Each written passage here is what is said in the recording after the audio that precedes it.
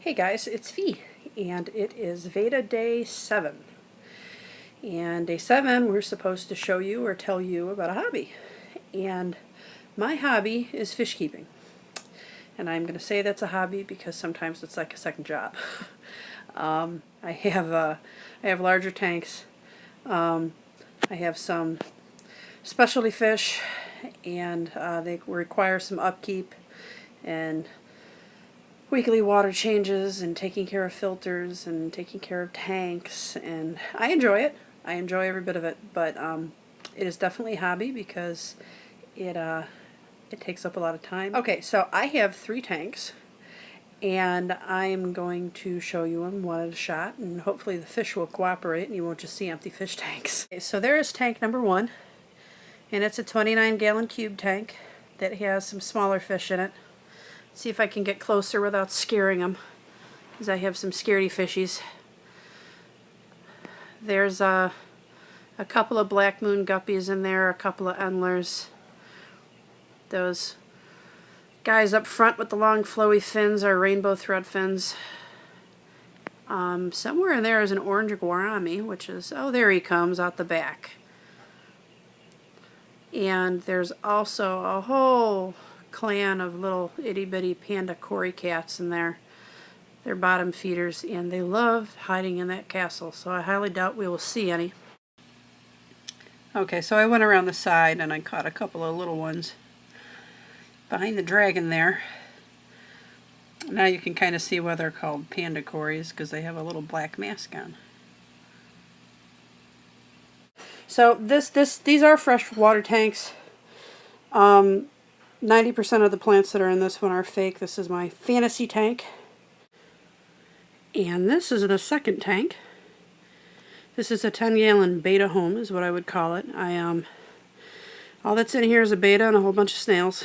I don't put betas in anything less than 5 gallons. I hate those little bowls at the pet store. That's the equivalent of locking a human in a closet as far as I'm concerned. But I will not get on my soapbox about that.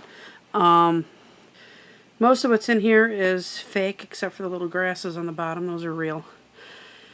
And there is Mr. Beta. He is an elephant ear beta because of those big long dorsal fins on the side of his body.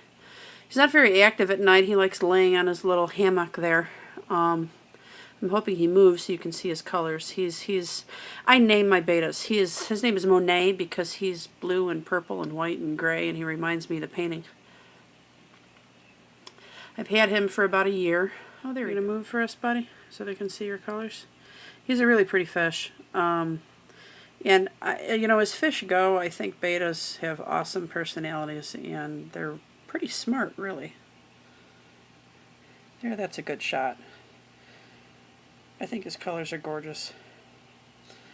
But as you can tell, I'm a fish person, so don't judge me, don't think I'm nuts.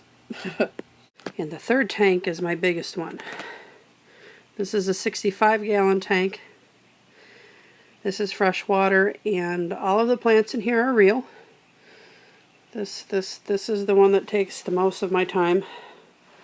There are 5 angelfish in there. 3 of them are called red kois, and the other 2 are blue smokies. And there's also a whole bunch of snails. And those other guys down there are called roseline sharks. They're not really sharks, they're just really big barbs. Not quite sure why they call them sharks. And there's a couple of little fish in the back. All the way in the back over there, those are called German blue rams, because if the light hits them just the right way, they get this little bluish iridescent look going on. And this tank has snails in it too. The big monger snails that you're seeing in all of my tanks, those are called mystery snails. And all the ones I have are purple and blue. Mr. Angel wants to say hello.